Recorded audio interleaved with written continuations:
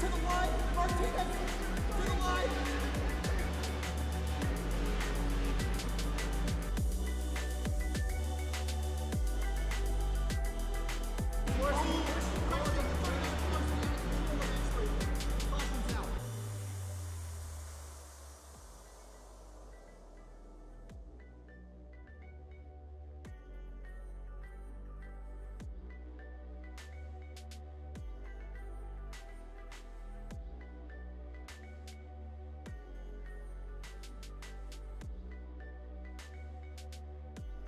Last week at Richmond Raceway, drama and tempers flared in the closing stages as Joshua Banks eked out his first win of the season. But the dominant force last week was Conor Horn, and he's angry and looking for redemption this week at Texas Motor Speedway. Welcome to Race 9 of the Virtual Racing League Cup Series. We're back at a slippery, hot 1.5-mile racetrack for tonight's event, and Finian, the points battle is heating up with 2 races remaining until the chase. Yeah, indeed. These guys have 2 more races till their chase, as you said. And only 8 drivers are allowed to continue on and fight for the championship. No one else is allowed to contend. And that's a lot lower compared to the typical 16 you see in NASCAR and 10 in some other series. So low count for drivers being able to make it, and the gap is very tight on the bubble. And take a look at the bubble, Finney, and obviously the points very close there. Alec Martinez, who was running really well in practice tonight, only 4 points to the good. Eddie Trejo is right on that cut line. Joshua Banks, last week's winner, is 1 behind. If he has another good night tonight, he'll be in great shape to move on to the chase. Angelo Ronas, Jeremiah Vincent, and Mark Emerson still on the outside looking in as we enter tonight's race at Texas. Finian, it's hot here tonight. It's very slippery, and the setup is not to everyone's liking here this evening. So let's take a look at our temperatures. 101 degrees on the track. That's certainly slippery, and not going to be a whole lot of fun to drive on tonight. Yeah, drivers were saying during practice that the setup is driving like a dump truck. It's plowing a lot in the corners, and so these guys are fighting some tight conditions, and honestly, they might start to face some loose conditions as well as the tires wear off and they lose the grip that they have. So these guys are going to be fighting challenging conditions as the night goes on. Well, so far, so good for Joshua Banks. If he wants to repeat last week, up to the top of the board in that number 35 car. We mentioned that qualifying was kind of his weak spot in the past couple weeks, but here's a guy that's also on the outside looking in, AJ Stravato in the number 33 car, running a Pepsi Camaro here this week. Had a great run going, and you see him a little bit loose there qualifying, but currently second on the board as we have about a minute left in qualifying. Yeah, made up a pretty good charge up from where he was up and down the grid all night last week. He's hoping that he can stay up towards the front this week, as he's now qualified in third at the moment, still waiting for half the grid to put a time down. But looking good for that 33 so far. All right, so as we continue to watch Stravato work his way around, now third, and here's a guy that's making a hot entrance into the series. Alex Bell, late entrance this so far in the Virtual Racing League. This is his first race, sitting second on the grid right now. He's going to be a talent we're going to have to watch for all night. Yeah, indeed. As we got the confirmation of his stats from earlier, and he has 4,000 iRatings, so I think this is definitely a guy you got to circle and keep your eye on as the night goes on.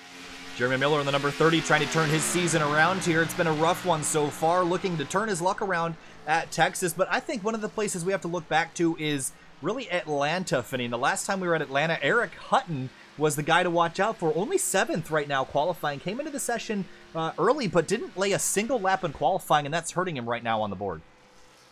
Yeah, I was kind of curious as to that, if he had something else to do that wasn't able to let him practice. But yeah, he put on a 29.3, which is kind of slow for him and what we expect out of that 88, so he's going to have to work up a few spots.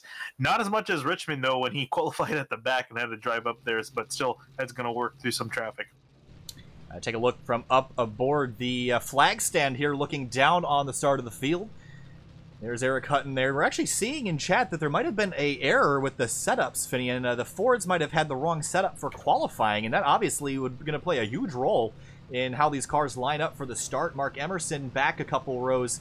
They're obviously, that we haven't confirmed that, but obviously there seems to be some miscommunications on what setup was supposed to be in there. And that's not a good way to start tonight's race, but obviously 145 laps, quite a long time here to get yourself sorted out. Yeah, indeed, Mark Emerson, the highest qualifying of the Ford Fusion, so definitely they're probably not going to be too happy with how that played out for them. As you see, there actually are notably a lot of Ford Fusions towards the back. but they're gonna have to work their way to the front nonetheless. Fortunately for them, at least they are racing the Texas setup in the race. I would hope so. Vegas setup for, yeah, that would be very bad. All right, so you see the field lining up there. Joshua Banks in that 35 car on the front row. We talked about his qualifying efforts up to this point in the season have not been very spectacular, but last week qualified, I believe it was 4th that he started. Ended up winning that race after late race drama between Conor Horn and the Vincent family.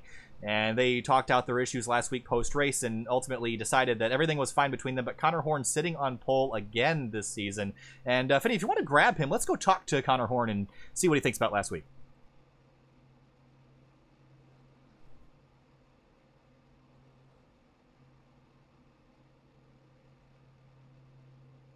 Hey, Conor Horn, it's Kyle from SimTV. You got a copy?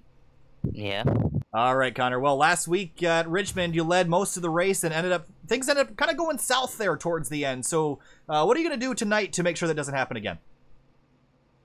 Do what I've done every other race. Just run my race, run my fast race, and hopefully, like Vegas, hold on the win and don't get caught up in anyone else's stuff.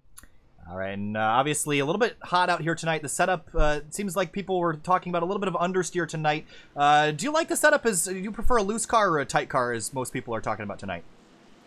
Loose car is always the best car, as far as I'm concerned. Having a loose car helps you get more out of a car, get the most out of a car, while having a tight car restricts what you can really do. I like the setup. Probably give us a couple grooves to work with as the race goes on, so I'm excited about it. All right, good luck, Connor. We'll let you get to work, and we'll see you later. Yeah.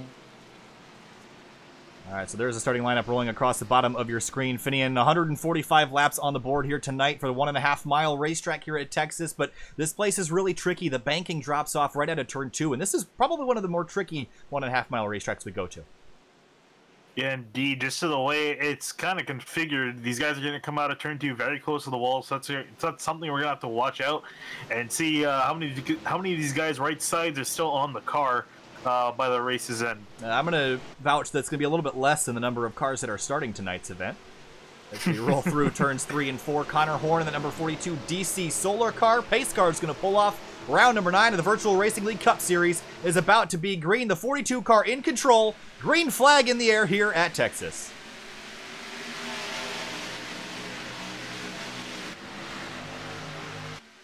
And pretty good start for Conor Horn. That 42 is going to lead the field by a decent margin already in turns 1 and 2. Joshua Banks trying to chase him, and everyone else getting sorted out behind. Quite a few cars fanning out of turn 2 here, Finian. As you see the rest of the field kind of 2 and 3 wide there for a moment. There's Ben Bafford in 7th right now in that number 23 car to the inside of Reggie Ortega. And there's Bailey Turner, our in-race reporter for tonight in that number 24 car, and already up to 9th for that machine as Joshua Banks is settled in a second. But here's some action around 8th, 9th, and 10th with Jeremiah Vincent. And behind him, Josiah Vincent and Mark Emerson battling for 11th. Yeah, and there you see also behind Mark Emerson after not as happy qualifying effort as he would have liked. It started in 12th, is trying to move up some positions, but it's got some cars ahead that he's got to get around. Angelo Ronis, again, on the outside looking in for that Chase Championship battle. He's going to have to move his way up. Started 14th up to 13th, so 1 spot forward for the 31 car, but we continue on to lap number 3 already as the leader, Conor Horn, is pulled out to a 0.6-second lead. And looks like Elliott Butler's got a nice, fresh new paint scheme on board that car this week. He's in the middle of some traffic right now, but got SimTV colors on board that 36 car. Yeah, indeed, in that beautiful car, and he's going to have to try to move up some position. Actually, looks like he's lost a position already to Ben Bafford in the 23. 3 wide on the front straightaway. Reggie Ortega in the middle of it. Bailey Turner on the outside. And Jeremiah Vincent on the inside with the Wrangler number 8. And they get themselves sorted out, but Ortega is slipping backwards already. Yeah, indeed. This is not definitely not the start he would have liked, and he might continue to falling back as it looks like the 22 Emerson looks like he wants to make a move. That's Chris Gutierrez in the number 6 car, trying to work over Angelo Ronis and got Eli Hinton behind him. Hinton did not really have a very good qualifying run. That's unusual out of a young driver in the number 13 Ford Fusion. So off to a poor start, but trying to move his way forward. And again, this is the thing we're seeing with the Ford Fusions, what happened to them. So this definitely didn't work out into the favor, and some of the faster guys getting put back a few spots. Seeing the 13 of Hinton trying to move up some spots, as well as also the 27 of Jordan Ashland, who's all the way back, qualified in 21st, is trying to move up towards the front. See the distance right now, 7/10 of a second from Conor Horn back to Joshua Banks. Looks like Ben Baffert is under attack from Elliott Butler. We got some scrapes on the front straightaway. Ooh, big damage to Brian Shambliss, Finian. That 21 car's got the whole nose torn off of it. Didn't see where that happened. Yeah, dude, trying to look at what happened in. If you find it, let me know. But man, that was a crazy amount of damage. Yeah, I think that might just be on our ends. He blinked out, and I think the server thought he hit the wall. Gotcha. Okay, well, good to know. There's Bailey Turner looking to the inside of Elliott Butler. That'll be for 7th spot as they work through 1 and 2.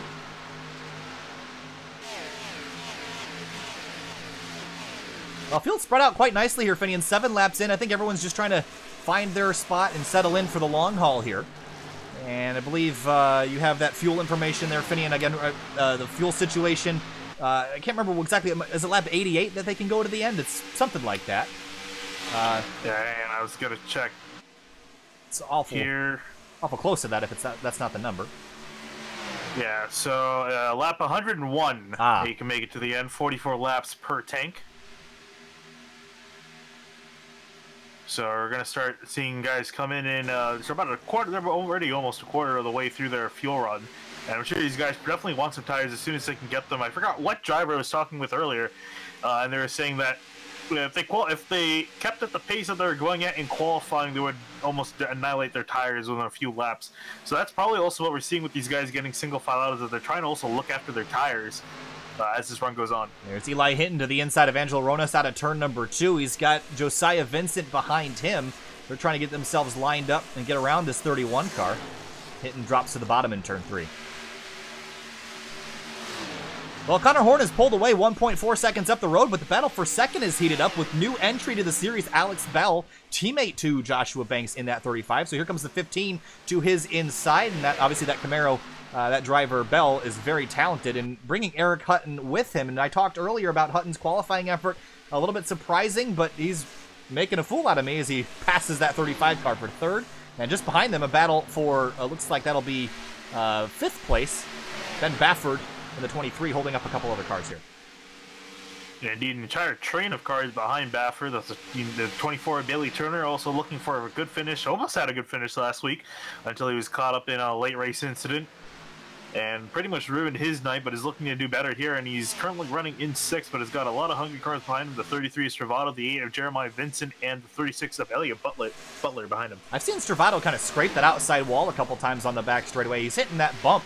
There's a pretty large bump in the middle of the back straightaway, and whenever Stravato hits that, he seems like he's getting into the wall, so maybe cutting that a little bit too close here early in the going, but now he has Elliott Butler to his inside in that SimTV 36.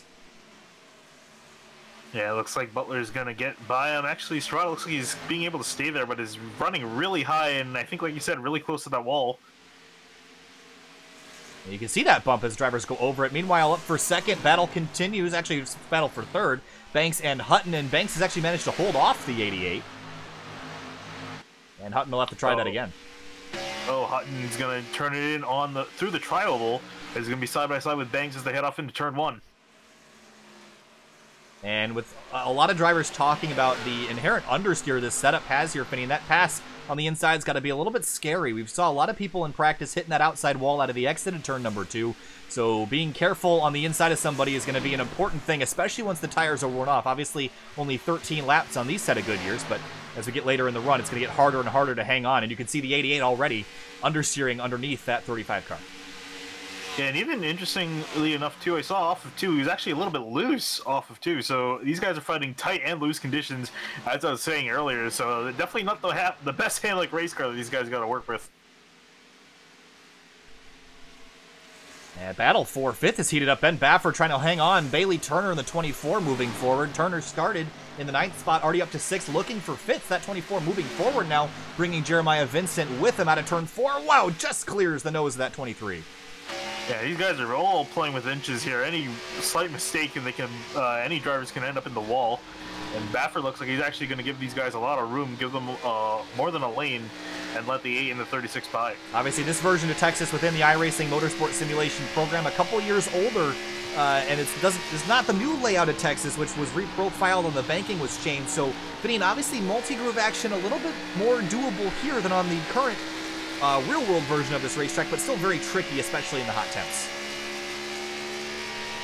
Yeah, indeed. These guys really, it's not an ideal condition. If the setup was a little bit freer, I guess these guys might have had something more to work with.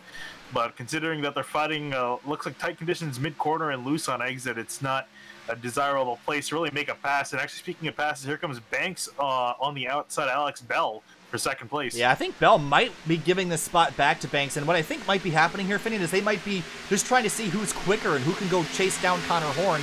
And that might be why Banks made it pretty easy for Bell to get by him a couple laps ago, and they're just returning the favor now. So Joshua Banks is going to have to go try to chase down Conor Horn, up 3.2 seconds up the road, all in his own zip code today. And this is what we saw last week at Richmond, but Banks is the only one that can keep up with him there. I wonder if that'll be the same case tonight.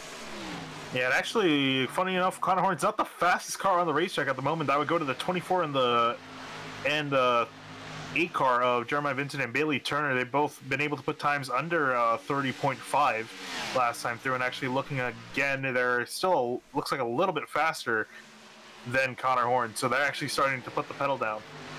They got a little ways to go, though. They're both about 4 seconds back from the leader. You see the 15 loose out of the corner as well as the 24.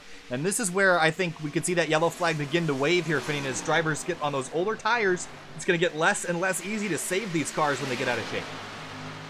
Indeed, we're seeing Bell really falling off the pace, and I kind of wonder if that's probably why he let the 35 of Joshua Banks by. I think he felt that his tires were starting to get away from him and didn't want to hold up his teammate. And it looks like Bell's starting to fall back. I'm sure that was the case. Obviously, he knew that something was wrong. He pulled down to the inside on the back straight, and that Banks go around the outside of him. You see him loose again out of turn number 2. There's that bump we were just talking about down the middle of the back straight. And Bailey Turner is now catching him for what would be 4th place. But you see Turner is able to keep that car right against that white line, and Bell seems to be struggling getting that car down there.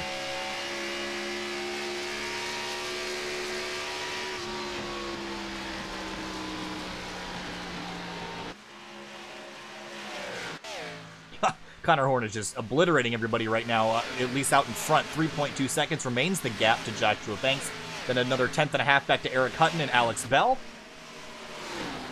And right now, Bell is about to get passed by Turner and bringing Jeremiah Vincent with him. So you mentioned how quick the 24 and the 8 were together here, Finian, but are they working together right now? It certainly looks like they are. Yeah, I think it looks like they're working together to try to find a common goal, and that's chasing down 42 Conor Horn.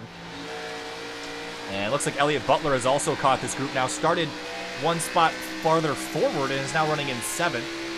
And carrying SimTV colors on board tonight. And just trying to pick a line, trying to get some clean air to make a pass here.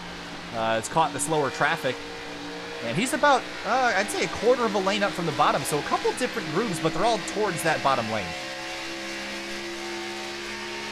And one driver who's really struggled at the moment is actually the 33, the 80 Stravato, has fallen all the way back to 14th. Yeah, he started starting in 4th. Yeah, he's fell back 10 spots in 22 laps, really struggling with the handle on that race car. Let's ride on board the gyro cam with Stravato. Oh, you see him big wiggle. Got some right front damage. You see that hood flap kind of pushed up there. He's been into the wall at least once. Yeah, I'm sure that he might be happy to hear. Well, he can't obviously hear me, but these guys are pretty much halfway through their fuel run.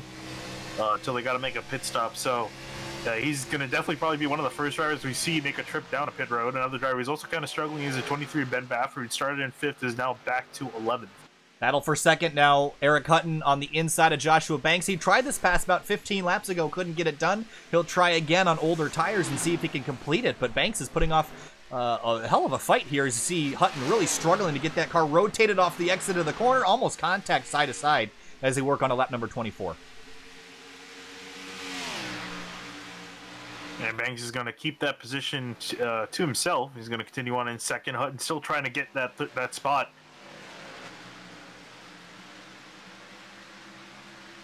And remember, Banks hadn't led a lap all season until last week when he ended up just going out there and winning that race. Obviously, it helped that Conor Horn had some misfortune late in the going, but Banks has just instantly turned this season around and at just the right time with only 2 races remaining before the chase. Let me remind you about the whole point situation. Take a look at the bubble here, Finian. And Joshua Banks is 1 point back. He's getting awful close, and he's going to need every point he can get as we get closer and closer. Yeah, indeed, and actually, the way the field is running at the moment, so Joshua Banks, I would say, is definitely in. Eddie Trejo is actually really struggling. He's all the way back in 22nd, so he's going to lose a lot of spots there. And Stravatos also potentially has a chance of falling out of the out of the championship 8, the way he's running at the moment. Yeah, but remember, Eddie always seems to surprise us late in the going. Always ends up kind of sneakily inside the top 10. So keep your eye out for later tonight. I think he might sneak in there without us seeing a whole lot. Meanwhile, your leader is still 3.7 seconds up the road from Joshua Banks. That's Conor Horn again. The controversy from last week and from New Hampshire a few weeks ago, there was a lot of drivers talking about his ego. And you know, he backed it up at Las Vegas, went out there, won that race by half a lap, and just continues to be a polarizing figure here in the Virtual Racing League. But you can't say that he's, you know, he's making any of this up. He is good. And he knows it, and he's putting on a show again here tonight at Texas. Ooh, battle for 4th right now. Alex Bell, actually it'll be 5th place. Elliott Butler tucked in behind, and there is Bailey Turner, who a couple position swaps have gone on here. Oh, and Bell sideways off the corner. He was full on right. He's steering the car right, trying to keep it straight, and he's going to continue to do it, but is really struggling on these tires. Right on board now with Elliott Butler, who's trying to chase him down. You saw out of turn 4 how crazy it was. Now out of turn 2, I think Butler's under attack now from the 24s. These guys are all fighting amongst each other. Yeah, Butler trying to make the pass on the outside of the 24. Oh, contact! Turner. Oh, man. Ooh. Close quarters there for sure. Let's go back and take a quick look at that from up above. And last night with the Hardline Midwest Power Source Cup Series, we're at Lucas Oil Raceway, and we saw a lot of that kind of contact, but at a short track, it's expected. We got a caution on the racetrack, and we'll find out who it is. It looks to be Chris Gutierrez in the 6 car down on the apron. Yeah, actually kind of surprised the caution came out for this. Let's go back and take a look. Out of turn 2, just kind of lost it there, Finian. Yeah, and just kind of spun to the inside. It was actually a very light tap that he had with the wall. Yeah, all things considered. The car looks pretty good for all the issues that he had. But let's take another look from, oh, this is a great shot here from up in the stands in turn number 3. Let's take a look. You see that bright yellow car at the top of your screen. He's going to come into focus here, just gets loose. And you see him slip out of control, and the caution will fly on lap 30 for the first time tonight. Actually, not Gutierrez's first spin. Had a spin off of 4 about 10-15 laps ago, and he went through the grass. So, oh, really? Has definitely been struggling with that car. Yeah. All right. Well, caution is out here tonight, and Conor Horn had almost a 4-second lead that will completely vanish now, and I assume we'll see everyone on pit lane trying to get tires and fuel. Here they come down pit lane for the first time tonight. Eric Hutton in that 88 might use this as an opportunity to get around that 35 car of Joshua Banks, so he struggled to get around on the racetrack. I think he's definitely quicker at this point, and we've seen Hutton be exceptionally good at these slick and hot racetracks like Atlanta. Yeah, so everyone... Ooh, Jeremiah Vincent just actually hit the pit wall, and he's struggling to get into his pit stall. And he's going to lose a lot of spots and was running fantastic in 4th place. Let's take a look at the replay here. Did he get some help from the 15? Nope, all by himself. Just kind of locked up the brakes, and oop, just a slight little tap there. Won't hurt his race car, but certainly will hurt his track position. Ooh, and Robert Gabo with some interesting strategy is going to be in 2nd place. It's not showing a stop here, Finian, so did he roll on through is the question. Probably. Yeah, shows that he has not completed a pit stop, so rolled on through. Oh, he missed his pit stop. That's why he struggled to get into his stall, and I think he just said screw it and just came out again. So I think he might make another trip down.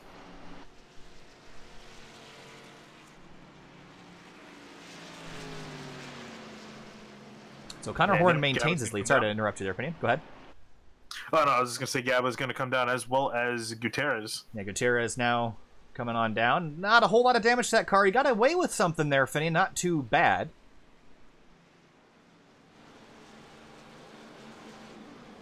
Bailey Turner is our in-race reporter. I think we're going to wait on maybe another caution or two here, Finian. A little bit early in the going. We'll let him get settled in a little bit more. But Turner is our in-race reporter. We'll talk to him later tonight. Assuming there is another caution, which is likely. But look at who came out in second place, Finian. Eric Hutton in the 88. And where did Joshua Banks go? Back to fourth. So 2 spots lost for that 35 car on pit lane. Yeah, and I mean, we talk about all the time, races can be won and lost on pit road. But I mean, still, could have been a lot worse for Banks, as it has been for Jeremiah Vincent, who's fallen all the way back from 4th, coming into the pits to 11th. So he's going to have to work through some traffic to get back up there. And he's also another driver on the bubble, if you want to bring that graphic up again. He's also on the bubble. He's 4 points back from the cutoff. Or, sorry, 3 points back from the cutoff, about. Yes, 3 points back. So he's got to make every spot count, and he's also fighting with Mark Emerson, who's right ahead of him. So these guys got to worry about, and you have to also keep track of who they're fighting with in the points and where they're running on track. And take another look at the top of the points graphics right now. Conor Horn obviously came into this race with a 3-point lead over Eric Hutton, and obviously would have had a much bigger lead had that situation at Richmond not happened last week. But Hutton and Eli Hinton are running very well in the points, but Hinton's back quite a little ways from Hutton. But as of right now, Horn will extend his lead by a couple points after leading a lap and leading so far the most laps in the race. Elliott Butler's up there as well. Jordan Ashland, a driver so far that has not been having the night he needs to go up there and challenge for the points lead, sitting there right now in 14th place after starting in 21st. So a little bit of improvement for that 27, but obviously has a little ways to go. Interesting thing I noticed with Conor Horn, I think he's shutting the car on and off. I was looking at the way he's running. He's actually all the way on the apron and on the back straightaway. So I wonder if he's trying to save fuel or if he has a problem with his car. Engine's still running. Sounds like he's in 4th gear at the moment. And maybe just a fuel-saving measure here, Finney. And obviously doing some calculations in his head, but as we come out of turn number 4, the pace car is going to pull off. It'll be a restart on lap number 34. The first 30 laps, we went green. Chris Gutierrez was the one that crashed, and green flag back in the air now, and we'll restart it again here at Texas. Yeah, a little bit of tire spin from the 15 of Alex Bell, who restarted behind him, so he's going to be battling the 88 of Eric Hutton as they head off into turn 1. And Horn is just shot out of a cannon. He's gone already as the rest of the field gets onto the back straightaway. A lot of action around 3rd and 4th place. There's Eric Hutton now battling Alex Bell to the inside, and Elliott Butler right behind looking on in case something goes wrong.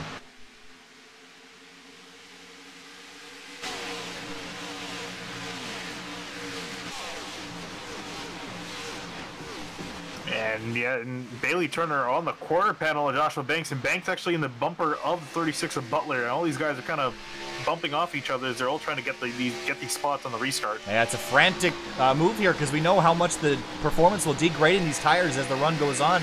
So everyone really trying to get the spots that they can now while they're close together here. Eli Hinton has cracked the top 10 here, 7th right now for the 13. I was actually just about to say he's improved quite a bit since the start. Again, Ford's had a bad qualifying effort from not having the right setup in their cars. Again, these guys run fixed setups, so they had fixed setups for qualifying, had the wrong setup loaded in for them, and they struggled and were towards the back, but Hinton currently leading the Ford Fusions in 7th. And started it back in 17th, so up 10 spots for Hinton so far. His season started off fantastic. It's slowed a little bit. Obviously, he won at Talladega a couple weeks ago, but the 24 really sideways on entry to turn 1. But yeah, that 13 trying to get his season headed back in the right direction after a phenomenal first couple of races. He probably would have won some more if Anthony Burrows hadn't won at or actually, he did win at Chicagoland. But Anthony Burrows was a valiant competitor to him in the early going, obviously no longer part of VRL, so a little bit of action there. Meanwhile, Joshua Banks claiming 4th place back from Elliott Butler on the front straightaway, lap 38. Yeah, Banks trying to get the spot he lost on the restart, trying to get back onto form, maybe try to also chase down his teammate ahead. Also behind them, Bailey Turner to the inside of Elliott Butler, trying to take away 5th place.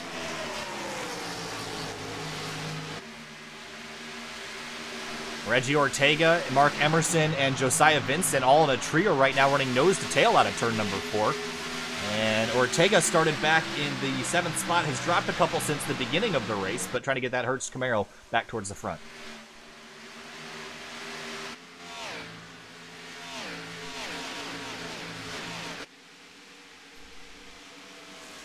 So Eric Hutton has lost about 1.2 seconds to Conor Horn since the restart, and the question becomes now, Finian, we've seen in the past that Conor Horn can just run away with these mile-and-a-half races. Remember, Las Vegas won the race by 16 seconds. Does anyone have anything for him today, and will it go the way like New Hampshire and Richmond where he lost it in the late going?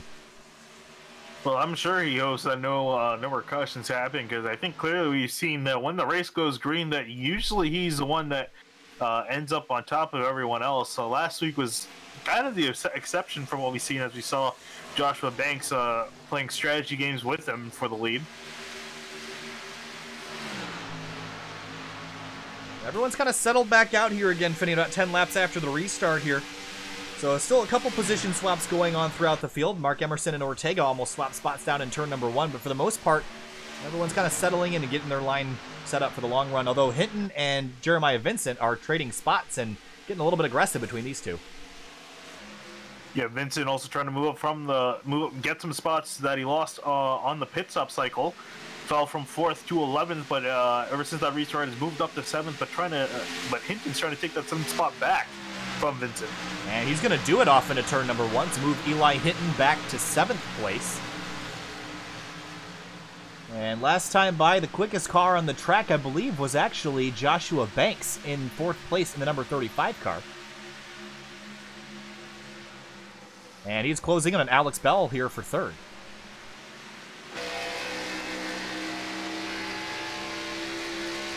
Yeah, I kind of wonder if the 15 is going to let his teammate on by, and actually looks like we might see that. And no, actually he's going to hold the spot to the inside. Banks tries to look to the outside, but lost some time. And behind them, the 36 and 24 are duking it out.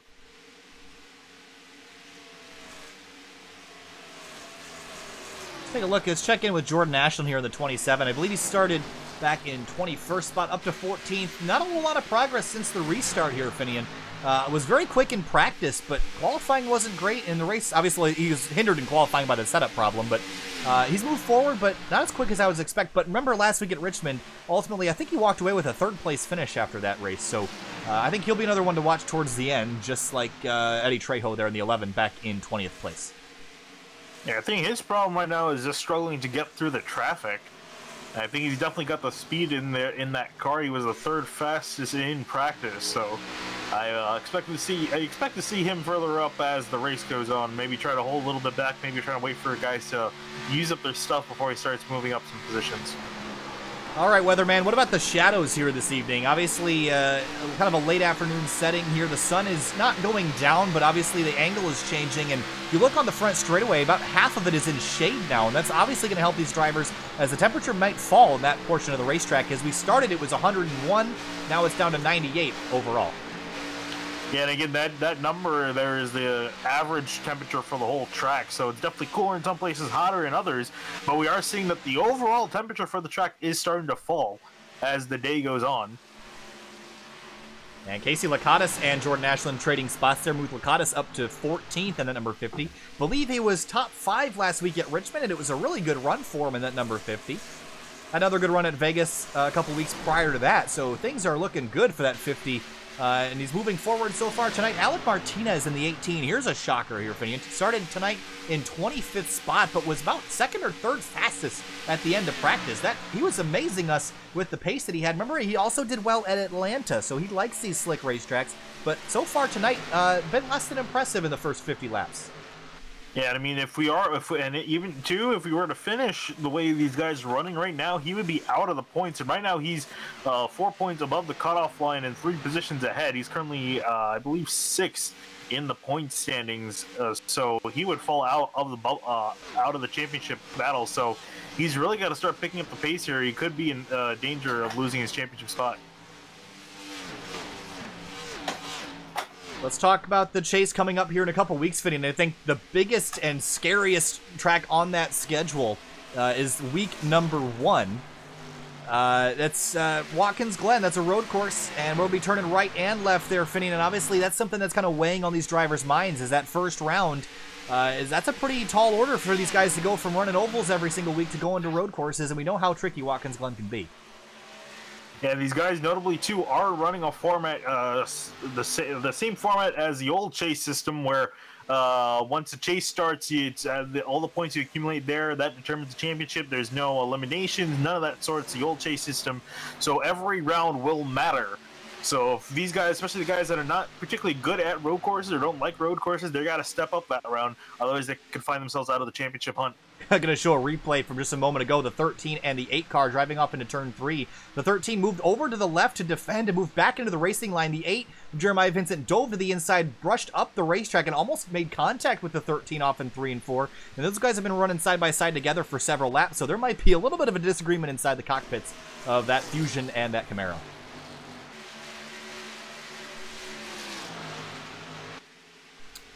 For 4th place now, Alex Bell and Bailey Turner battling for that spot. And Turner goes down to the inside. Bell holding that, really that 3rd groove up the racetrack, and Turner's going to head down to the inside. 15 might be giving this spot away, but not lifting the throttle here. I think this is probably Alex trying to be a little bit more conservative on these tires. We saw the last one, he was really starting to fall off towards the end. I think he's doing a better job this time around managing his tires, as they hasn't been falling off the pace as much, as he is currently running in 5th now. Pick him across the line. So Turner completes that pass and got a little bit loose out of turn 4 and gave the 15 an opportunity to come back, but looks like that bottom line is still dominant so far here tonight. I will note, though, Finine, that Conor Horn's lead is still only about 1.5 seconds. So it's not small, but it was almost 4 seconds prior to the caution, so Hutton's keeping him in sight this time. Yeah, indeed. Hutton at one point was faster than Conor Horn, but Horn started to pick the pace back up. So this is going to be interesting to see these lap times as the run goes on. Well, if Conor Horn or Eric Hutton will start to fall off their current pace. 15 and 24 are side by side once again off into turn 1. The 15 will take that spot back, so an intense battle now for 4th place. And actually, here's a fun fact. Conor Horn and Eric Hutton run the exact same lap down to the thousandth of a second. Indeed they did. 30.618 for both those cars last time through. Good catch there, Finian. Yeah, I was wondering, I was looking at the gaps on it as I came around, I was like, I wonder why it didn't change, and that's exactly why. So both these guys keeping an eye on each other. AJ Stravato and Ben Bafford were side by side a moment ago, but Stravato's day has just been miserable so far. Started in 4th. Oh, Ben Bafford threw the grass on the front straight. Wow, that was a scary moment there. But as I was saying, the 33, not a good day for him so far. Slipped backwards so far, has not shown much pace at all. And this is a little bit concerning here, especially with that bubble situation being so close for the 33. Yeah, and again, he's currently, when the day started, he was to the good. But at the moment right now, he's looking like he's going to have to be, he's going to be outside looking in next week at Indianapolis. That's no easy track by any stretch of the imagination. No. Yeah, it is a very difficult track to drive. It's very compared to how it is in the IndyCar. You see everyone really kind of spread themselves out right now. There is Josiah Vincent trying to get around Reggie Ortega back here for the 10th spot. And it looks like that pass will be one and done out of turn 4. Working lap 56 of 145 now. And there's Angelo Ronas, another guy on the bubble on the outside looking in. And he wants to get himself inside the top 10 as well, but has to make up a couple more spots to do so. Yeah, Ronas has been having a pretty quiet day, and again, his day could be a little bit better as he actually looks to the inside now of the 2 of Ortega. Ortega seems to be struggling later in the runs here as well on those older tires.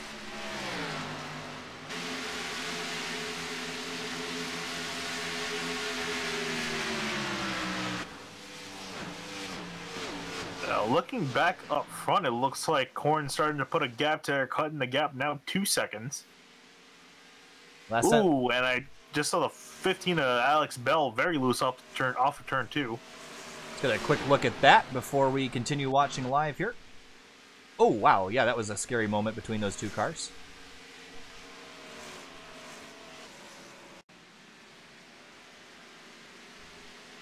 Oh, man, almost hooked the 24. We saw that happen at Richmond a couple times last week, where drivers get loose out of the corner and hook someone else into the wall, but thankfully the 15 avoided that here tonight. Again, his first start, he's doing real well for his first start tonight without knowing what any of the competition holds, and now he's going to get under attack from the 36 of Elliott Butler for 6th place. But Conor Horn is extending his lead still, about a 10th a lap here, Finian, and this is what we've seen out of him so far tonight. The first couple laps, first 10, 15 laps, he's pretty consistent and then just slowly ekes away as the run continues to move on those older tires. He seems to be unstoppable again tonight, but as we've seen, doesn't always mean he's going to win here. The only race that he's really dominated and won was at Las Vegas a couple weeks ago.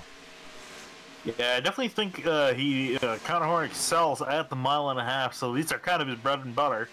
Yeah, we kind of expect him to do well at these tracks, and definitely shown to be the cream of the crop tonight. He's been cream of the crop in most of the races so far this season. Now, my question becomes, when we go to the road course at Watkins Glen in 3 weeks, Finian, how is he going to fare there? Obviously, we know he's talented at the ovals, but when you go to the right turns and all the curbing and such, that's a different kind of talent, and we might see someone else come to the top. Remember Joshua Banks and Eric Hutton? Both those cars are good on ovals, and they were good the last time Virtual Racing League visited Watkins Glen back, I believe it was in September. It might have been actually October, but it was a couple months ago. And both those cars were good. And Conor Horn wasn't around then, so it'll be a little bit of an interesting dynamic when we get there in a couple weeks.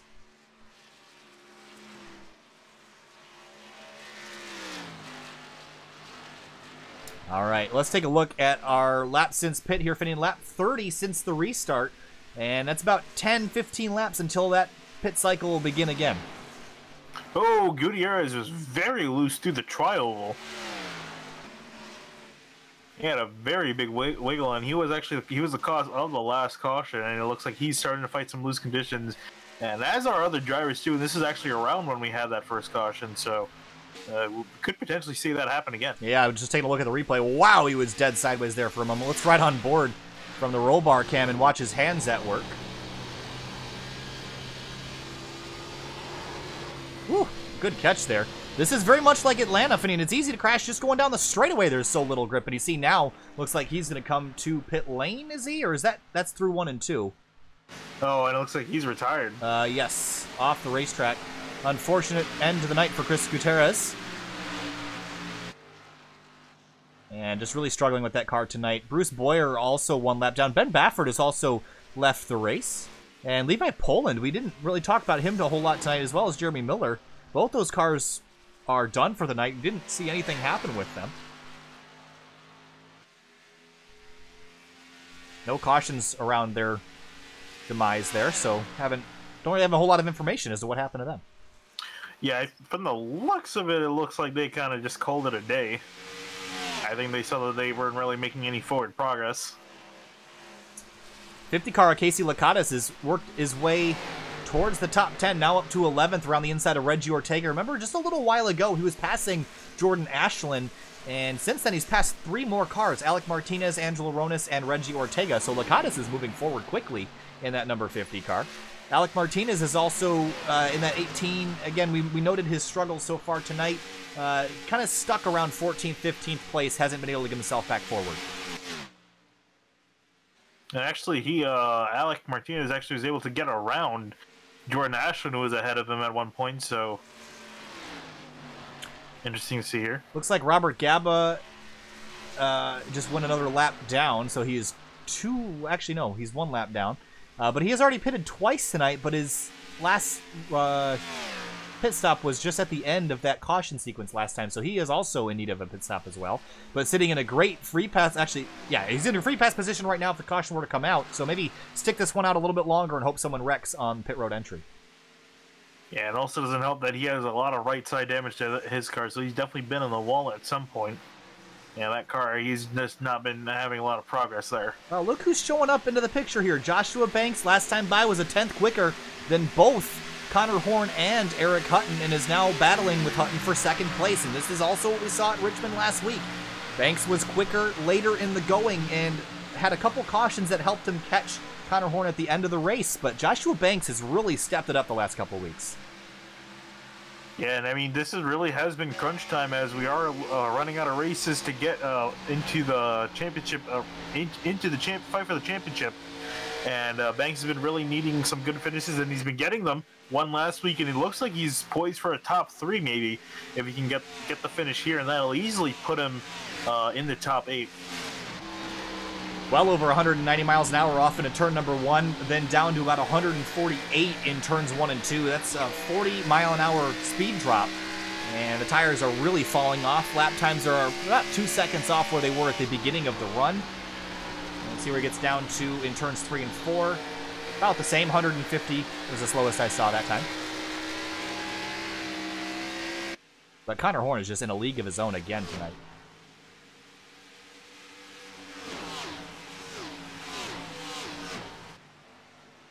Trying to move up a lane to try to chase down Eric Hutton, but that doesn't seem to be working very well for much of anyone tonight. Back at Atlanta at the beginning of the season, that outside lane was actually pretty useful, as well as that Chicagoland, but here tonight, seems like everyone's kind of stuck around the bottom.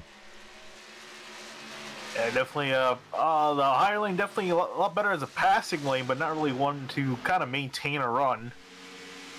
So Banks again just trying to find any sort of grip that he can get over the 88 to try to get around him. So now working lap 39 since the restart. So the pit window is beginning to open here. You're going to need to make 2 more stops regardless. And the question is, when do people come down for that second to last stop? And these guys can only really run about 5 more laps on the tanks that they have, so I'd expect to see some cars down right now, and Brian Chambliss is the first one come on down to pit lane from 19th. Yeah, and I expect others to follow in soon. And Conor Horn, it's really just a matter of when. Conor Horn has extended his lead back out to 3.4 seconds. But Joshua Banks is matching his pace. He's just stuck behind the 88 car. So if this race goes green to the end, that 35 could potentially get himself back up there and fight with the 42. He's really driving it. Out of turn 4, he was 4-wheel drifting. And now to the inside of Eric Hutton. Here he comes for second. Yeah, that's why he was trying to make it drift. He was trying to build up that momentum on the front straightaway. Here you see the inside side by side through 1 and 2. But will he be able to hold it on the inside? It actually looks like Hutton's going to give him the spot. Yeah, he backed out of the throttle there on exit, whether it was understeer or Charity, but he let him on through. Alec Martinez down to pit lane, as well as several others. 31's down there, the 13 of Eli Hinton, Mark Emerson, Jordan Ashland. Yeah, Butler's also coming down. He just called it, the radio, and here comes a lot of drivers down. And Hutton. Almost all at the same time. And, whoa, the 36 car. Oh, good save there. But notably, the 88 car came down, and the 35 of Joshua Banks didn't, and we all know how that's going to work out for the 88. He'll be able to hold on to his second-place position, assuming this pit stop sequence goes well. Oh, man, I would be concerned if I was the 36 of Butler. He came in pretty hot, came in at 63 miles an hour, so we'll see if he does get a speeding penalty. And Joshua Banks is staying out on the racetrack. I don't quite get that, because the only guy he was battling was Eric Hutton. And Hutton's already back out with fresh tires and will be able to take advantage of them. You see Butler down on pit lane getting service now. Let's go back and take a look at Butler's little excursion as he came into the pits. It's quite an exciting pit road entry, I will say. Yeah, and I think, Butler did have a penalty. He was just sitting in his box, so he did get a penalty for speeding. So that's unfortunate for him. Oh, yeah, he came flying into the box, or into the pit road area there. So that 36 car will be awarded a pit road speeding penalty. And Joshua Banks, this is not the first time that he's made this mistake of staying out too long. And this might hurt him again here tonight as he continues to ride around. And now he's coming down to pit lane, but it's going to be several laps behind the guy he was battling, and he's following in the 15.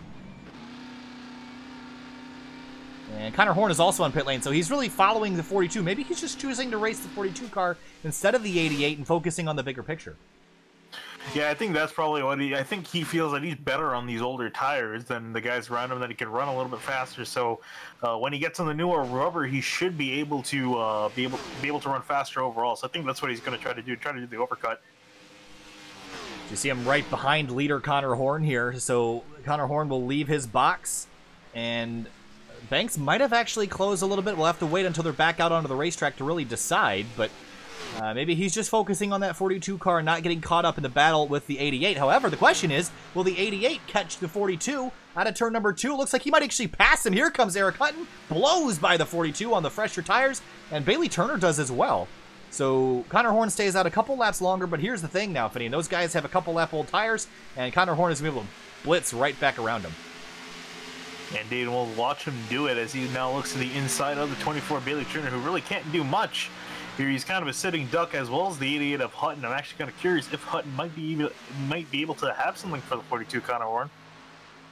So he is out here running his own deal now, but he's not faster than Conor Horn.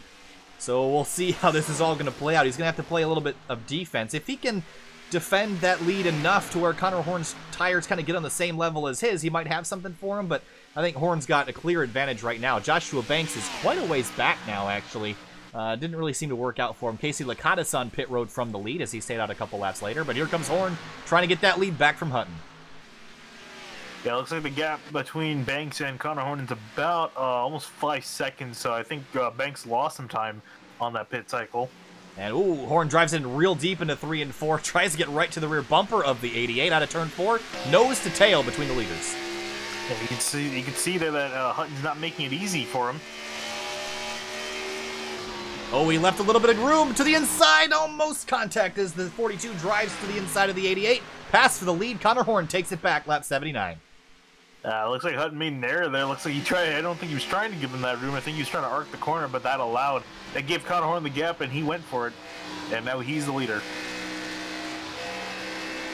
And the back of Conor Horn's tailgate says race over, and so far that seems to be really the case, is Conor Horn just has no competition tonight.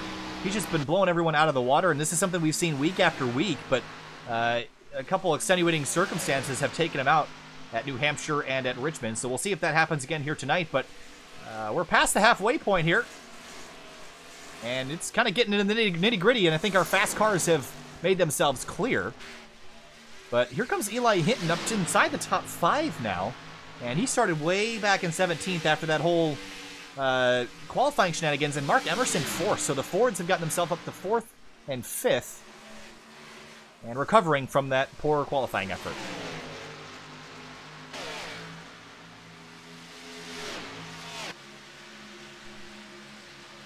Yeah, indeed. It was good that they were able to finally recover from that, and they're definitely putting on some good runs, especially Mark Emerson, too, who has struggled in some of the last few weeks, has had some decent weeks, but has really needed some solid finishes to make sure to get him into the top 8. He's right now 1 point looking out, and with this 5th place finish, he should be able to get in. Angela Ronis and Josiah Vincent side by side off into turn number 1. That'll give the spot to Josiah Vincent. If he can hang on to it, he'll go right around the inside. Out of turn 2 they go now with the 4 up to 10th spot. Hutton and Bailey Turner are now running nose to tail, but Eli Hinton in that 13 car is a little ways back, but he's under fire now from the 35 of Joshua Banks. And remember, Banks has a couple lap fresher tires than the guys around him.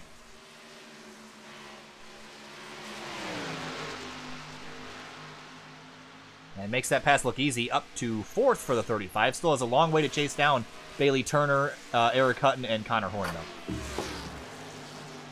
Alright, so I was doing a little bit of math, trying to figure out when these guys are probably going to come down next. I think they're going to start pitting again at around lap 107 to 111. And that'll kind of cut the run that they have in half from compared to where they last pit. So that's where we're going to start seeing guys make their final pit stop for the race. Alec Martinez trying to work over Jordan Ashland for 8th spot. Both these cars getting their races together late in the going here. I believe Alec Martinez is the lone Toyota in the field tonight, which is usually not the case. But rocking the only Camry in the grid and inside the top 10 solidly after a start back in 25th. Why the hell does no one want to run Toyota in almost every league? I think Fuel's probably the only exception. Yeah, well, actually, Fuel had a majority of the cars were Camrys over in Fuel. But a lot of it is personal preference, and honestly, I can't blame the people running the Camaro, because I'm not a Chevy guy, and that car is just gorgeous. I don't really get the Ford. I don't really think the Ford looks all that great, but that's just personal preference. But, I don't know. Camry's a good-looking car, and it's good. No love. At least in the Xfinity car, I like the dashboard the best. Yeah. But Martinez running the sole Craftsman Camry tonight and put on a pretty good show. Obviously, was very quick in practice, just did not put up the right speeds in qualifying. Struggled there, started in 25th. I believe that was dead last, actually. And has now moved his way inside the top 10 up to 9th. Emerson and Jeremiah Vincent side by side out of 3 and 4 now. And Emerson will clear himself, and I don't really think it's going to be for too long, though. Jeremiah Vincent's pretty quick. Last time by, ran a couple hundreds quicker. And it might just be a matter of time before the 8 car. Here he comes to the inside quarter panel. Yeah, that's where we're seeing a lot of these guys on different pit stop strategies where the faster guys are passing the slower ones. Oh, close quarters there. The 22 turned down on corner exit right across the nose of Jeremiah. This is the closest battle on the track at the moment as we complete lap number 87 onto lap 88. Well, I can tell you one thing, Finian. If Eric Hutton is trying to look to capture that regular season championship, he's doing the best he can sitting right behind Conor Horn. He's not letting any more advantage to that 42 than he needs to.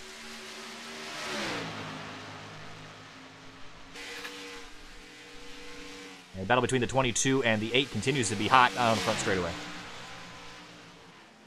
Yeah, obviously Hutton would love to be in front of that 42, but unfortunately I don't think it might happen tonight unless something were to happen. Be it either a late race restart or the 42 finding himself in an incident. But I mean, he's again in his as we usually say, he's in his own zip code at this point. Has almost no one around him except for a few lap cars up the road. Elliot Butler's night has gone south since that penalty here, Finian. Running 15th at the moment, started up in 6th, so he's definitely going to need a caution and some luck to get himself back up to where he was running earlier. Definitely not the night that he would have liked. Also, Alex Bell, too, is also back there with him, so I kind of wonder if he also had a speeding penalty as well. I have to believe that there was a penalty assessed that 15. I remember, actually, he followed, he was right in front of Joshua Banks when he came to pit lane, and I was wondering how the 15 got that far back, so he must have been serving a pass-through penalty. So the 15 car a little back a ways, and presume that was a pit road penalty.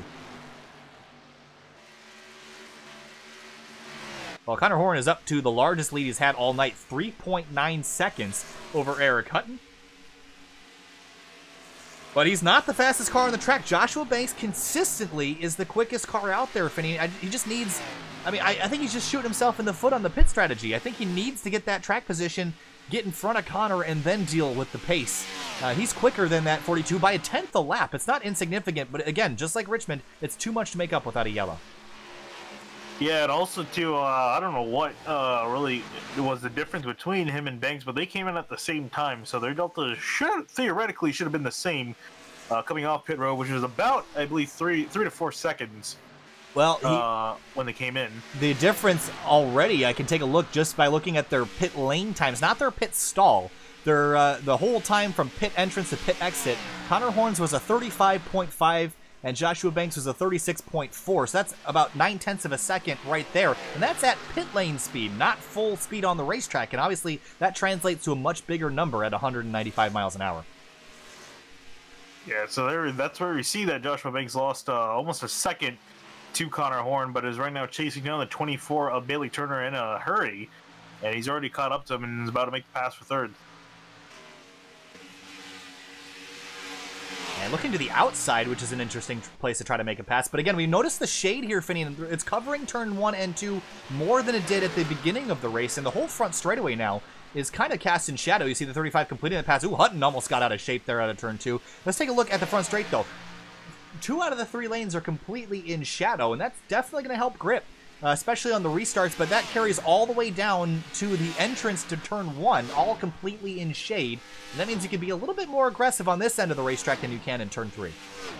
Actually, you might actually want to turn on the graphic showing the track temperature, because right now it's down to 93 degrees. That's almost a 10-degree difference from the beginning of the race. That's not insignificant. But Joshua Banks is certainly on a mission. Last time by was 2/10 slower than Conor, but he was dealing with the 24 of Bailey Turner, but now he's caught Eric Hutton, and that 35's car is going to be back in second here shortly, but it's over 5 seconds up to Conor Horn, and about 50 laps to go that time by, so he's still got a long way to go if he wants to catch that 42 car. And I mean, I really hate to be the pessimist in this, but I think 35 is probably going to have to settle in for really second. I just don't think he's got the pace to catch Conor Horn, or just really the pace to make up that gap. I wouldn't count him out just yet. Oh, Martinez loose out of turn 2. Almost crashed it there. I wouldn't count out the 35 yet, just in case something like that happens here, Finney. Now, I know the track temp is dropping, but drivers are getting a little bit more aggressive on the throttle, especially out of turn 2. Even Hutton was loose out of there. So I think there's a danger in that we could have a late race caution just like at Richmond, and that would throw all of Horn's advantage away late in the going. And here comes Banks to the inside of Hutton. Pass for position, up to second. And he's going to not give this one up without a fight, Will Hutton. But I think this is kind of a one and done for Banks. He clears him and now has a 5.7 second lead to set his sights on chasing down Conor Horn.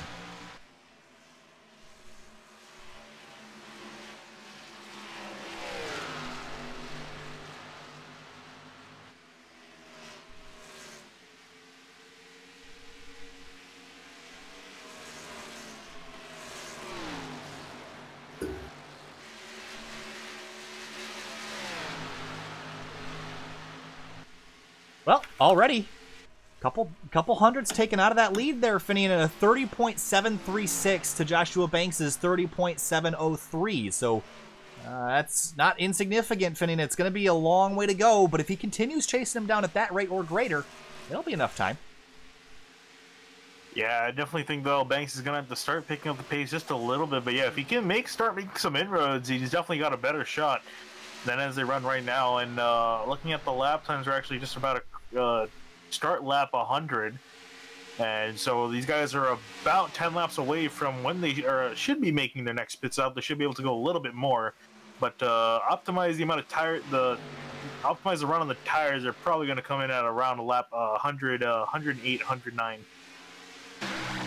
Angelo Ronas and Reggie Ortega side by side off into turn number 1. Ortega under attack here. The 31 down on the bottom, trying to get that spot away. Can't quite get the throttle down. Of course, Ortega's got the YouTube/SimTV broadcasting there on the left side and right side quarter panel. Thanks to Reggie for throwing that on board. And I know Elliot Butler is looking at us with disdain because he's got the whole SimTV logo on board that car this week. And I don't even think we've had a SimTV sponsored car actually finish a race that we broadcasted. So this would be a first tonight. Eli Hinton on pit lane here, Finian. And this is he's really throwing all the cards out here. This is, the pit window's open. You can make it to the end from here. Yeah. But I don't know about that. I think he just decided to throw something at the wall and hope it sticks. That's an interesting move there. He's not the only one. Josiah Vincent also down to pit lane in the number 4 car from 10th. And Reggie Ortega following as well.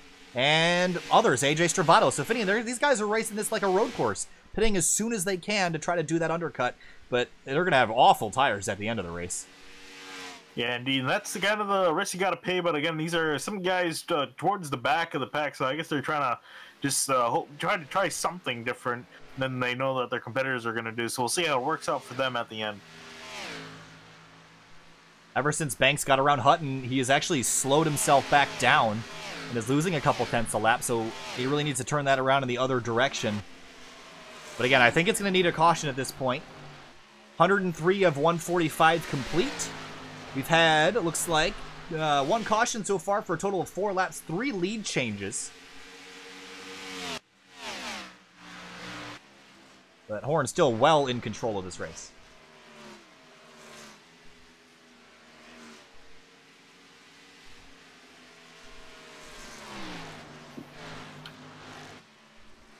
So we haven't seen anybody else come to pit lane recently after that first group. They're just kind of waiting. I think the rest of them are going to pit when you recommended, Finian. Another 5 to 10 laps, potentially. And it looks like Alec Martinez in the number 18 car is going to have to be the first one of the top 15 to come down. Oh, we got smoke on the back straightaway there, Finian. Who was that? Oh, Gabba. It was Gabba. And that was really lucky for Conor Horn that the caution didn't fly just there. Let's go back, take a look. He just got loose all by himself. Ooh, big contact. And here's the lucky thing. He actually did hit the safer barrier there on the inside. If he had gone another 15, 20 feet, he would have hit dead concrete. And his car still looks okay even after that contact, so he'll be able to continue. But 20th, 3 laps down, not the night Gabba wanted. Yeah, he's actually pulling it into the pits here to maybe try to fix that or maybe call it a night. We'll see what he does. But he's been having an absolutely abysmal night since the drop of the green flag. So a lot more cars on pit lane again. Jordan Ashland, Alec Martinez, Angelo Ronis, Elliot Butler down this time. A lot less spectacular entry for the 36, thankfully. Didn't come drifting in sideways Tokyo style, so he's in pit road nice and smooth at a solid 55 miles an hour. Brian Chambliss there as well. He's 2 laps down in 19th, also not having a fantastic night. Alec Martinez right behind Jordan Ashland. But what about the leaders here, Finney? And Conor Horn still out on the racetrack, continues to run.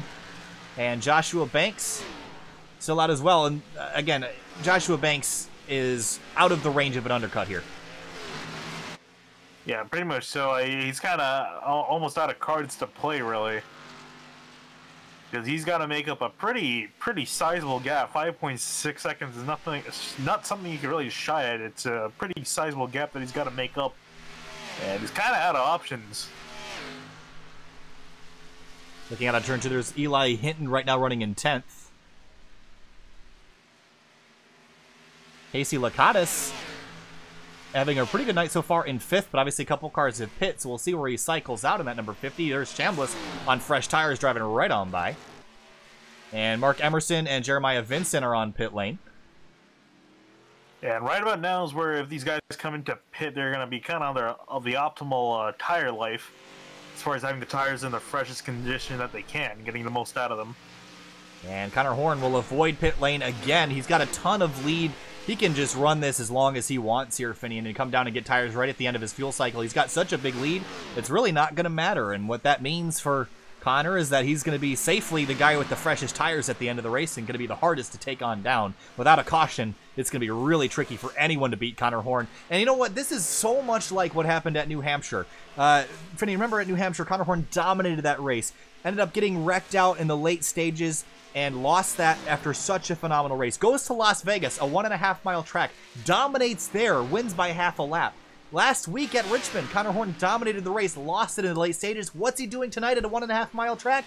Dominating. Not quite by half a lap, but Finney, it's just patterns all over the place for this 42 car. He's really good. Yeah, indeed. And actually, if you want to kind of get a replay of the 88 of Eric Hutton, he had a pretty interesting pit road entry. Didn't speed, but was definitely not completely straight when he was going in. Oh. Yes, a little, wow, yeah. Woo, that was a scary moment there, but he got it all woed down in time. And Hutton's trying to keep that 42 in sight for the points battle. Oh, and Eric Hutton overshot his pit stall, as did Bailey Turner behind him. Oh, man. But they'll come off pit lane right next to each other. And I was just about to say Hutton was keeping it close, but that might cost him a couple spots here, Finian. And spots are precious points for that chase.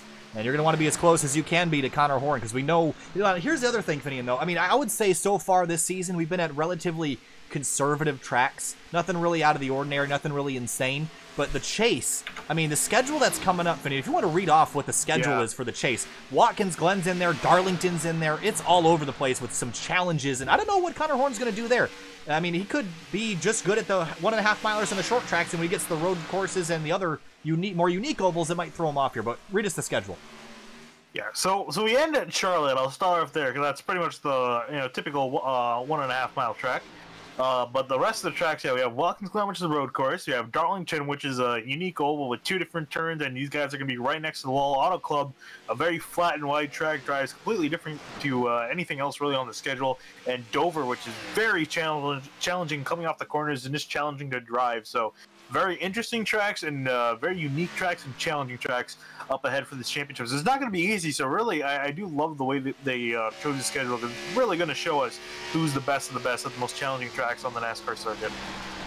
All right, thanks for that, Finney. And meanwhile, lap 114 of 145, Looks like the leaders have completed their pit stop cycles. Banks and Horn are done with the pit stops for tonight. And here is the interesting scenario that happened here, Finian. If you look out the windshield from Joshua Banks, you can see Conor Horn up the road here, Finian. 2.7 seconds. He chopped that gap in half just by pitting one lap prior to him.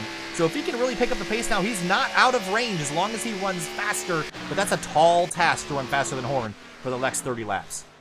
Yeah, indeed. And again, Conor Horn has slightly fresher tires, too, to work with. So Banks has got to be on his best effort here to try to catch him. And actually, notably, looking at the way the strategy played out, William Troy is still, and Eddie Trejo are still yet to pit, as well as Casey Lakatos, who is currently leading the race, is still yet to make his pit stop. But one guy who's made his stop and is ahead of Conor Horn is Eli Hinton in the 13, although Conor Horn's catching him in a hurry.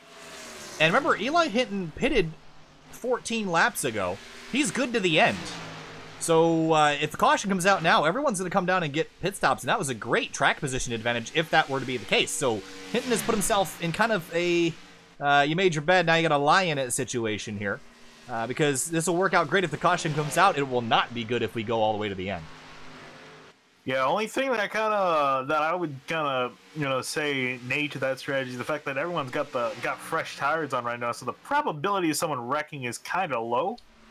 Considering that these guys got a lot of grip to work with. And remember, we've only had anything could still happen. We've only had one caution tonight, and that is unusual for a hot and slick 1.5 mile racetrack. Remember Atlanta at the beginning of the season, and Chicagoland as well.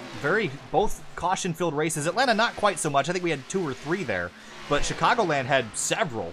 And tonight only one caution, and I think so far it looks like it's going to stay that way.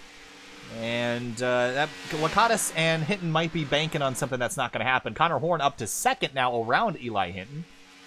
And Banks looks like he has slipped a little bit from behind Horn, but obviously Banks is quicker later in the going, so we'll still keep an eye on the battle for what is now second place between Horn and Banks.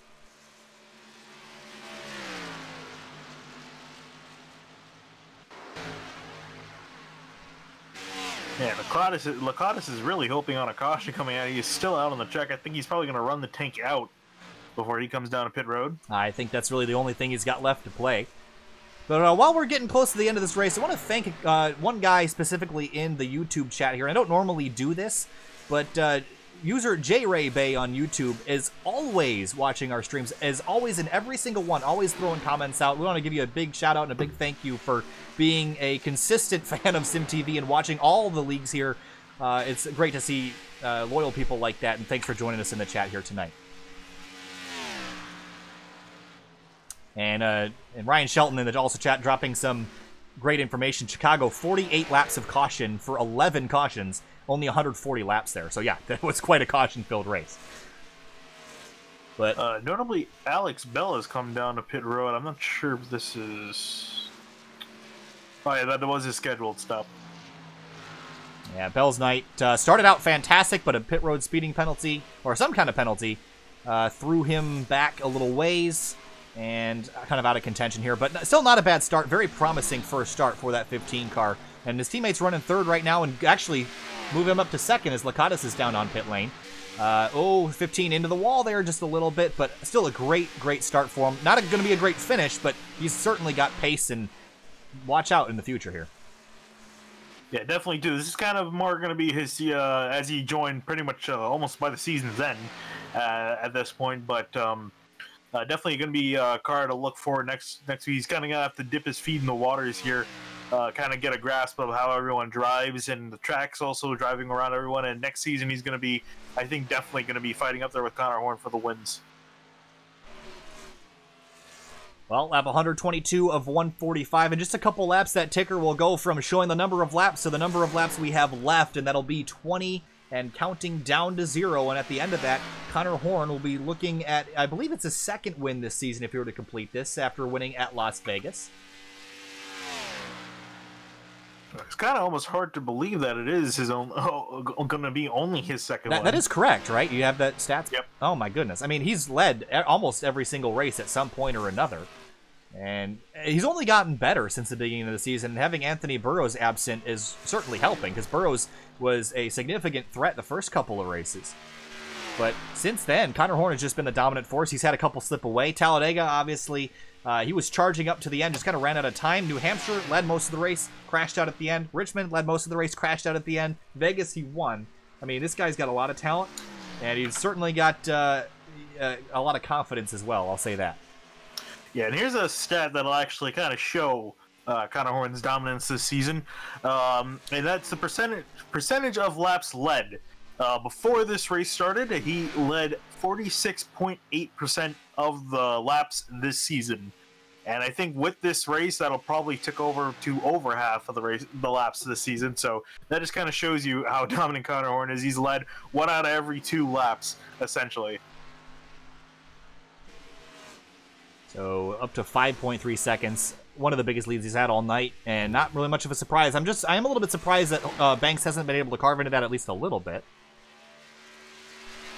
Yeah, I kind of wonder if Banks is kind of just just settled in for second place, because he definitely needs the points, and I think he figured it's better to just settle in for second and not risk pushing the car over the edge where he finds himself maybe in the wall or spinning out. Especially because he needs these points going to next week, and it's always nice to have a buffer going into the final race before a cutoff of some sort. So I think Banks is probably looking big picture here.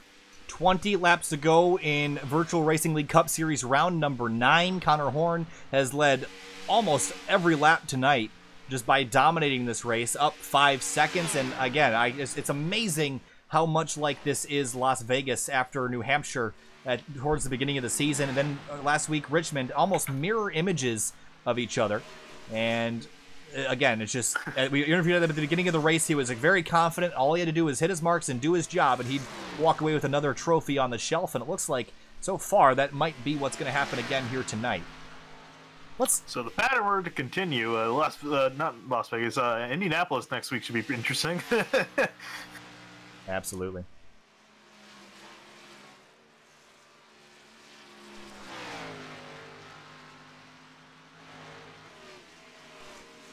Eli Hinton is really committed to that strategy. Still running 5th, though, although I could see him sliding back farther, as he's got about 10 laps more on his tires than everyone behind him, so he's probably going to slip a couple more spots. I don't remember where he was running prior to that pit stop sequence, but I think it was like 8th or 9th, somewhere around there. And he's holding off pretty well, considering that he's only got to make it 17 more laps, but you see there's really only Vincent behind him, and then it's another 2.5 seconds back to the 22 of Mark Emerson.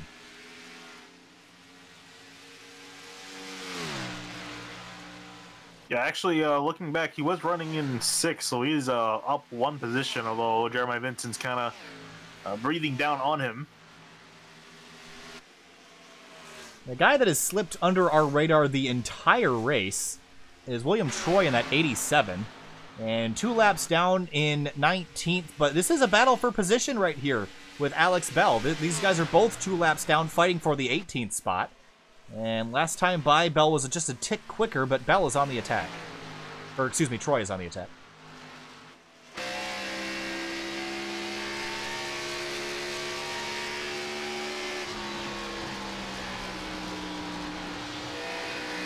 And up more towards the front of the field, Vincent has gone around Eli Hinton, so Jeremiah Vincent up into 5th. And it's going to be a big points night for him as well. He was about 3 points behind the cutoff. And this should definitely give him a big boost. So a lot of guys, so it's going to be interesting going into next week. A lot of switching around in the points. A lot of guys are going to be in, a lot of guys are going to be put back out. And they got one more race to try to get themselves back in for the guys that are going to be out next week. There's Troy and Bell side by side for 18th again. Troy on the inside, Bell on the outside, trying to make this work out of turn 4. This could change everything if these two get together here, Finian. Yeah, indeed. I would say if the caution were to come out, it's going to be a very interesting restart indeed. So we'll keep an eye on this, as this is our closest on-track battle at the moment.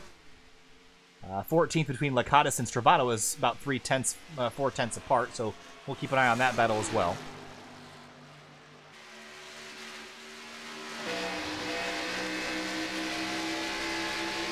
William Troy looking for some luck. Hasn't really had the season he's been looking for.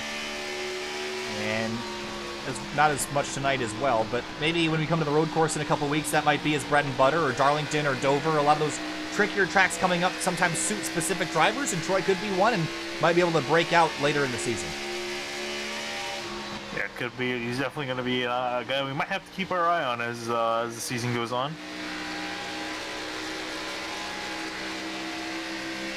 Bell was flirting with that outside wall, got loose out of turn 4, trying to keep himself off of it. But now with 12 laps to go, Conor Horn leads by almost 6 seconds.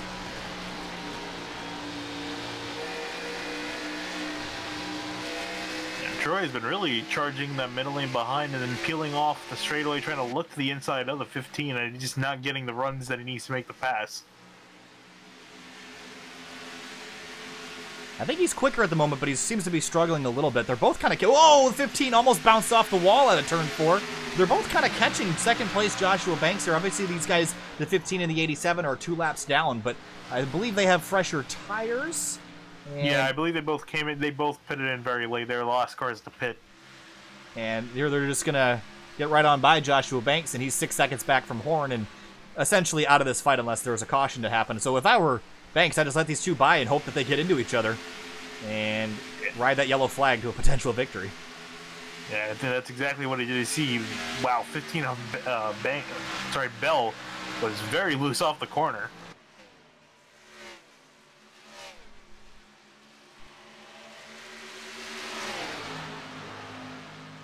Oh, out of turn 2, almost get together. Ooh. Wow, these guys are playing with it here, Finian. If these guys get together, playing with fire. Yeah, if we get to 5 laps to go, it's pretty much caution ends the race. But right now, we still got another 5 laps for that to happen. And these two are side by side at a turn 4, battling 2 laps down for 18th. Could this be the caution that throws away the race for Conor Horn, as has happened in the past? I can almost hear Joshua Banks behind them going, "Yes, please." I think the 87 is going to complete this pass now. Oh no, the 15 is going to throttle up mid corner and get almost back by. But I think there would be some question marks up in the air there, Finney, because the 15 and 35 are teammates. So I don't think he necessarily wants that to happen. But oh, the 87 and 15 almost get together at a turn 4. And the 87 officially around Alex Bell for 18th place now. Another battle going on, Finney, for 10th. Josiah Vincent and Elliott Butler. Yeah, Butler, all things said and done, is pretty good recovery, getting himself back into position. I remember his the reason why he got himself back after starting, I believe, up in 6th spot was that pit stop penalty on that first round of pit stops. Sped onto pit lane and had to come down, and actually I believe he served a penalty in his box, but that dropped him all the way down to the bottom of the teens and climbed his way back up inside the top 10 here in the late going.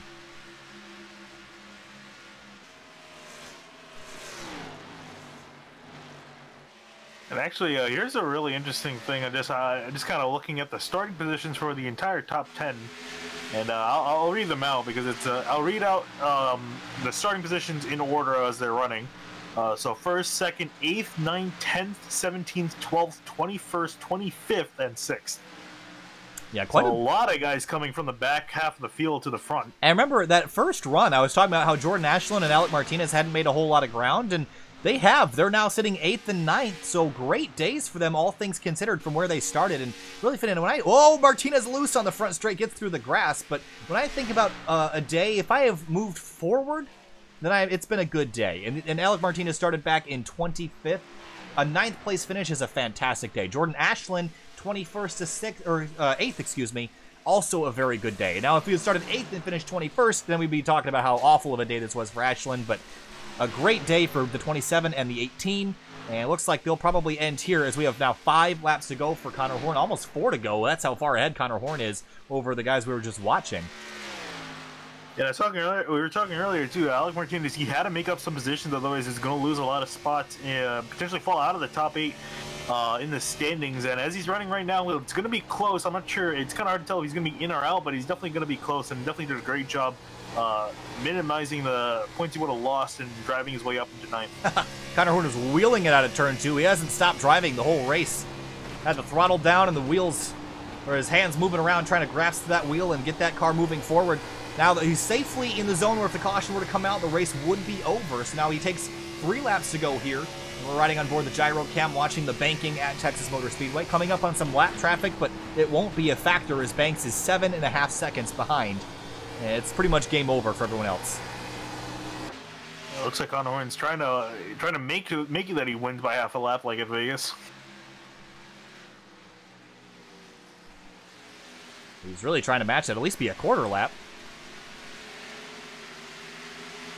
And a little bit of a battle. This is all for about 10th place just up in front of him. Casey Lakatos, Elliott Butler, Josiah Vincent.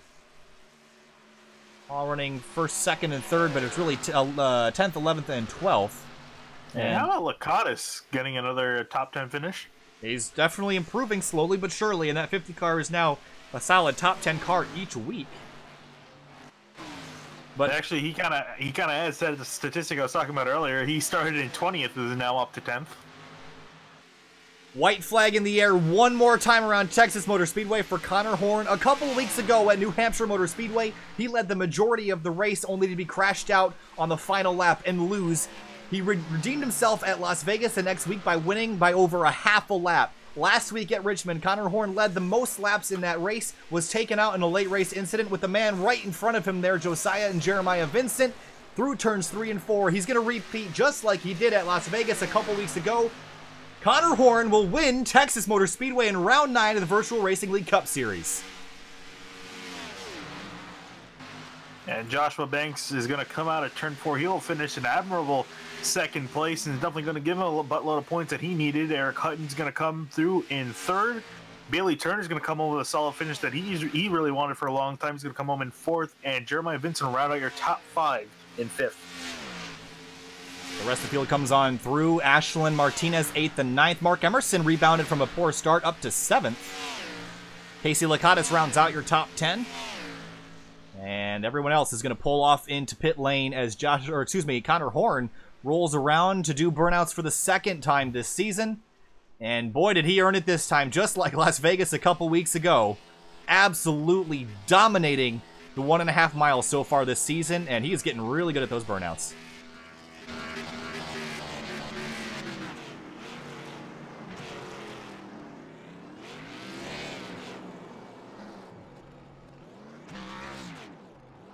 And celebrating another win. They're not easy to come by, Finning. We've seen so far this season quite the range of drivers. Hutton, Hinton, Horn, all the H's, everybody.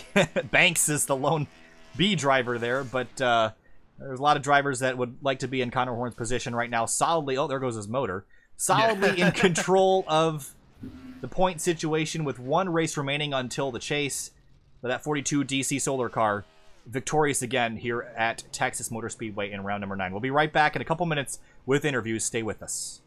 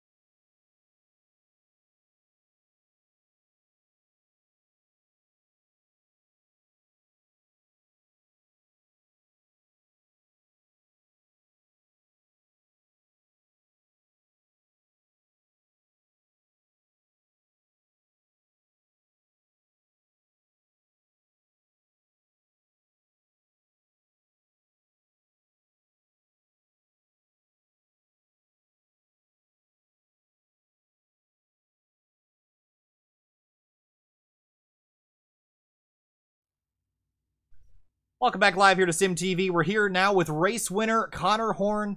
And Conor, this isn't a whole lot of a surprise to us here at Sim TV, but let me just talk you through the last couple of weeks. New Hampshire, crashed out there after dominating the race. You go to Las Vegas, completely dominate and win the race. last week at Richmond, dominate the race, get crashed out in the late going. A week later at Texas, another 1.5 mile track, go out there, dominate, and win again. Something about redemption for you and the comments that you make after the race the week prior. You are so good at just living up to the hype around you. Walk us through tonight's domination and how you just walked away again, 8 seconds up the road from second place Banks. Yeah, the track was less slick than I thought it would be, although it was still difficult getting out of 2 and 4 because of how the banking works, I guess. It's just through that whole last couple of runs, I was just making sure I pit. If the people pit behind me earlier, which I wanted them to do, that I got out in front of them and pit like accordingly. I got a little bit behind Eric, the one pit stops, got by him, and then Eli, who I guess somehow stretched it all the way on fuel by the end of that race. I was lucky to dispatch of him. I was just praying that a caution didn't come out and I got stuck behind Eli, but I guess it would be it'd be a good idea for them to stop messing with me because it pretty much brings out the best of me and I love it. So it's another fun race. Texas is a fun track when you know how to drive it. And I'm just glad I held on this time. Absolutely, Connor. But as we look forward to the chase coming up, you're in a solid points position. But we were talking earlier that the tracks get tricky. Watkins Glen, week 1, Darlington, Dover. Some of those tracks are potentially circles on people's fright calendar. But we haven't seen you perform on a road course yet this year. And I'm curious as to what your opinion is as that's the first week of the chase. I'm more concerned about Darlington than the Glen. I think the Glen I can hold my own. I usually have been able to. Darlington, just haven't gotten a grip for it yet, and Dover, I love Dover, basically my home track. I've always loved it there, so I'm only concerned about Darlington, but I'm sure I can find a way to salvage a finish there if I have to. All right, Connor. Well, second win on the season. Congratulations again, and enjoy that champagne in Victory Lane. We'll talk to you next week. I'm 16. It's going to be apple cider. Good job with the streaming and everything. Y'all are the best in the business. All right. Thanks a lot, Connor. Have a great night. All right, next we're going to talk to second place finisher Joshua Banks, driver of the number 35 car. Josh, last week you ended up with a victory at Richmond Raceway. This week, 1 spot short behind Conor Horn. Maybe hoping for a late race caution again that just never surfaced, but still a great finish for you regardless. Oh yeah, pretty good race overall. I'm pretty proud of myself for able to start well again, and finish pretty good, and especially the amount I have. Just couldn't get enough speed for Conor. I think if we had a caution, I may have had something, maybe, because I figured that a line that worked. So I feel like if we had a late caution, it would have been a little different. But the long run, it just separated us so much that I had no chance on him. He was too far out to begin with, and pit strategy is just not my thing. So we just have to work on that. I have to ask you, the chase is coming up in a couple weeks, and prior to this race, you were right on the bubble, but tonight, I think you're going to be solidly in at least a couple points to the good on that chase bubble, and your performances have just been increasing and increasing, especially in the qualifying. So what's changed? Has it just been the qualifying? Because, I mean, you went from running, solid top 10 right up to the front with battling Conor Horn. I don't know. Just the momentum swing, I think. The tracks where I'm comfortable at. Some tracks I haven't been really comfortable at. Like I know Vegas was, New Hampshire took a little bit to get used to. I mean, there are a lot of tracks now that, like Richmond for one, I was good at. Texas-ish. Hopefully in a couple coming weeks, some tracks like Darlington and Indy, hopefully we can do some good stuff at. I'm okay with it. I ain't complaining with it. So hopefully we can continue to keep this trend going. That's what I like to see. So just got to come out and win, though. I ain't crazy about second places, so we just got to get wins. All right, next week is the last race of the regular season at Indianapolis. And remember, we just talked about the bubble, and I think you're in now safely, but if things go wrong at Indianapolis, there's still the potential that you could be on the outside looking in. So what's your plan for next week? Go out there, just try to win the race, or be a little bit more conservative next week? We'll go out there, man. I'll go hard every race, so we're try to get a win at least, and go from there. If we screw up, we screw up, but just do our best. All right, Josh. Well, thanks for talking to us. Congrats on another very good finish, and we'll see you next week. All right, buddy. I appreciate it. No problem. Have a great night. You too. All right, now we'll be talking to our third place finisher, the driver of the number 88, Eric Hutton. Eric, Another good night for you. You're solidly looking great in the point situation, but obviously a couple spots short again. Just didn't quite have the pace for Banks and Horn in the late stages. What'd you need to go up there and compete with the 42? Yeah, I don't know. It was a good, solid run. Those two guys are just faster than me. The car just had 0 center turn, and that just caused me to burn the right front, which hurt me even more. But good run by my teammates. Happy for them, and we'll see what. All right, I do want to ask you one little thing real quick. Let's take a look at the track temperature, actually. If we look now, the track temp is 85 degrees. That's a 16-degree swing from the start of the session on the track temp there, Eric. So did you feel that as the race went on? Did the shadows change enough where you felt grip increase, or did it all feel the same? Yeah, I really wasn't expecting the track temp to do that. I don't know if that hurt the center, but you know, the grip definitely helped on exit. So between the cars putting down rubber and track temp, it definitely changed the track, and you had to learn a little bit. It's really just, it was a big difference from practice to the race that I wasn't. All right, Eric. Well, a nice solid third place finish for you this week, and we'll look forward to seeing you do well again next week at Indianapolis. We'll see you later. All right, see you guys. All right, now we're going to talk to fourth place Bailey Turner, and we're supposed to be our in-race reporter here tonight, and I'm a little bit upset that I didn't talk to you that first caution around lap number 30, because I was expecting to get another one, and we never did. Only had that one yellow. But Bailey, another great night for you in that number 24 car. I believe you started in 9th place, ended up 4th, so you got to be pretty happy with how that turned out. Yeah, I think I've had that speed pretty much all season. It's just usually it's either me wrecking or getting taken out somehow, and I'm just happy I finally put a full race together. Coming about with 20 to go, I actually clipped the wall and thought I threw it away, but luckily I was able to hang on to it. I talked to Eric about the track temperature dropping about 16, 17 degrees from the beginning of the race. Did you feel that inside the car? Because Eric said it was a pretty drastic change with the rubber going down and the track temp falling. So how did that affect your car as the race went on? Honestly, I felt like it did. There was some more grip later into the race.